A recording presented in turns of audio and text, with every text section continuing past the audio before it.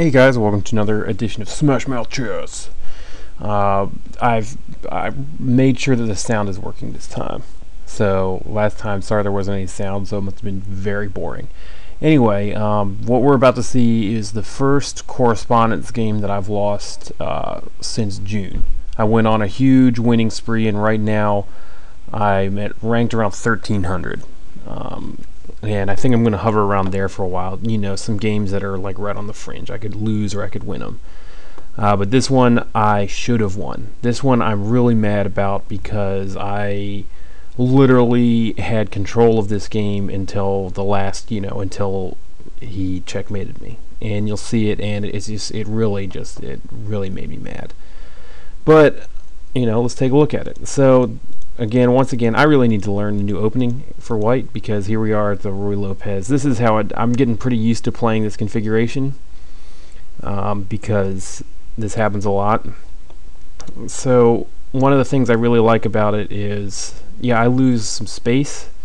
Like he has this, but it jams up his white bishop on this side. I mean, his white bishop is just, he can move it out and they'll have that diagonal, but really in terms of this side, his white bishop is screwed. And I have a fianchettoed bishop, which is nice. That's protected.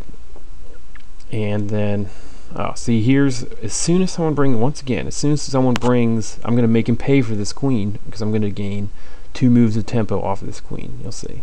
So he thinks he's clever by putting his queen on my king, but no. I love this configuration. I mean, that's as protected as your king is going to get right there. Alright, so I think right now he's going to try to spring his bishop, his rook. Whatever. Good for him. So I'm going to, obviously, I like to bring out my, I'm setting it up because I want to start. He obviously sees I'm going to pressure the queen by putting my, you'll see. Oh, good for you. See, now he did that, which makes this which means that as soon as he moves this knight, this is a very weak pawn. That's the weak link of his defense right there at this point. I mean, I can pinpoint that's where problems are going to happen later on, I think. And maybe not in this game, but later, in most games. So, okay. Put pressure on the queen, gain that tempo. Now look at our 2 configurations. He has a lot of space on me, but at what cost? So I bring out my knight finally. Now my knight doesn't have any places to go right now, but that will change. Okay, he's really pawn happy on this one. I mean, that's good because he's going to bring his bishop out, I'm assuming. But alright, I don't know why I did that. Oh no, is he going to take it? So I move my queen out, and good for him. Alright, that's fine. So now I'm offering to exchange queens. I said that was okay because then that would give me an open file. He doesn't go for it. So I start getting aggressive. I start taking control. Right now I have, pretty much control of the center. Boom. I mean, now all of a sudden, all that space, he didn't have anything to block it up, and I am just ripping out his insides. He's obviously gunning for my king right now. He's got a reverse cannon. This is not, if this was switched, he'd be in good shape, but no. So he has to protect his king. And once again, I pressure the, now he's offering to do an exchange, and I really don't want that knight there. I really just don't want that. So this is when I remember at this point not really knowing what to do, so I kind of just went for it. I didn't, I saw an open file, I took it. Alright, finally. That was smart, actually. That was smart. And then I start pushing, if he takes it, I take, and then I have a good shot on the queen again. He's too clever for that, but I do it anyway. Again, I give him a chance to exchange queens. And this was kind of foolish of me because if we exchanged, it would have given him an open file on the rook. But we'll see. So, all right, my landlord's arguing outside of my door. So if he bursts in, I'm sorry.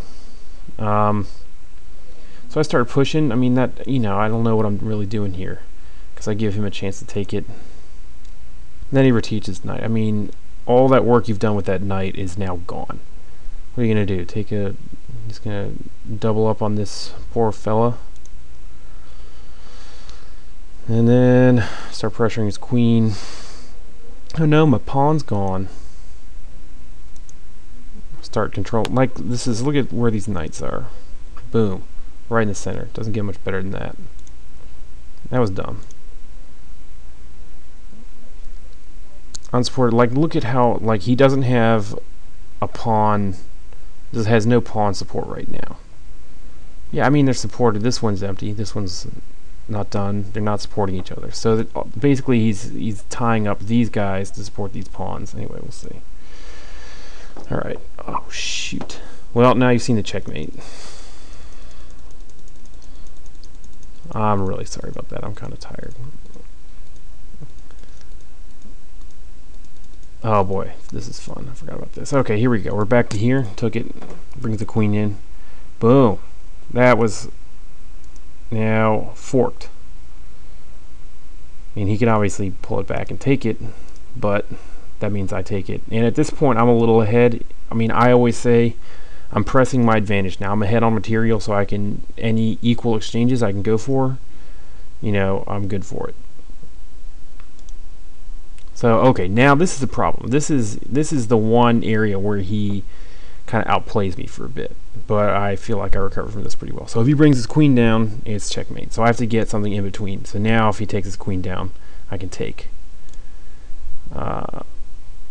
Smart, but it's still the same problem. I was really worried that I was going to forget about this diagonal, because that's just one of the basic problems, is forgetting about these long diagonals. But now, yeah, I start kind of just putting things into place. Like this guy, he wasn't doing much here, so I put him here. At this point, I was just trying to figure out a way to. That's just two more spaces that the king can't move to. And also, I mean, I could have, I guess, tried to, you know, at this point now I'm trying to go for the queen because I have the pawn pinned by the bishop. Clever. So, did I take anything with that? No. Let's move it out of the way. See, now he can't do anything with it. Got him. That was good. He moves it up. Great. So now by trying to push the issue, he's really just given up all chances of that sort of mate. And now that's also freed up this knight to do some cool stuff.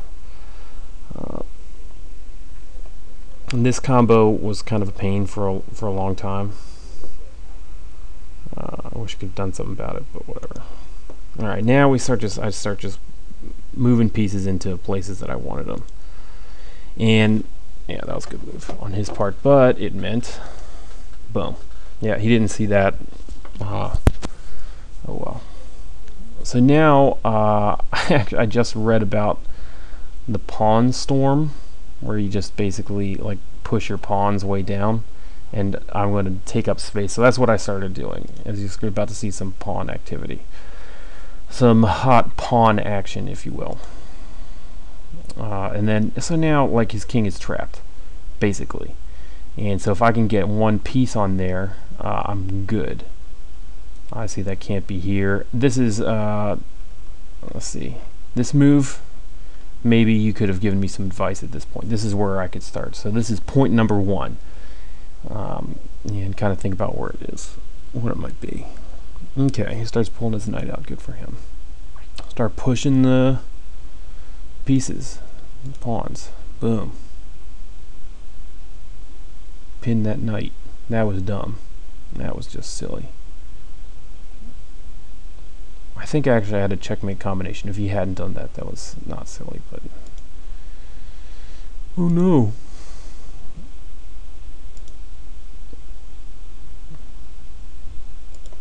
So he was thinking he could slip in there. No. He's really just kind of wasting time while my pawns just advance. And this is where things start to go south. And this is also point number two. You'll see the problem with this in a second. First, I have this goddamn diagonal. I mean, this is where things just fall apart all of a sudden after an entire game of just outplaying the heck out of him. I just keep going for it, which is kind of silly. I mean, here's what I was thinking, is if I did not see the back rank check once again, checkmate once again. So this is a lesson that I'm going to learn. But if he, you know, I had a chance to like move this up, and if he wanted to take it, I was fine because I didn't want to sacrifice this, and it meant if he took this, my rook would be up here. It would save me a move in setting up a back rank checkmate on him. However, boom. So you see where this is going. I mean, I'm done at this point. So it's forced. There's nothing I can do. Boom, boom, boom. Done. Checkmate. So I'm really disappointed in the way that ended. I don't really know what to say, but I mean, obviously, let's go back to point 2. So here is where I should have just taken, is what I should have done, obviously. At this point, I have the advantage. Once again, I had the advantage. I should have just gone for it. If anybody else sees anything, I must have missed about 1,000 things. You know, if he takes, I take. He still, I mean, he can still bring it down. He could put it, yeah, there's not, that really would have, well, I guess if he went here, no, he still would have lost it. But anyway, thanks for watching. Any comments, as always, are recommended. You guys have always given me some pretty good commentary, so I feel like my pawn storm idea was pretty good. That's just what you do when you have the pawn. That's why you don't lose pawns, is so you have pawns to play with in the endgame. God, oh well.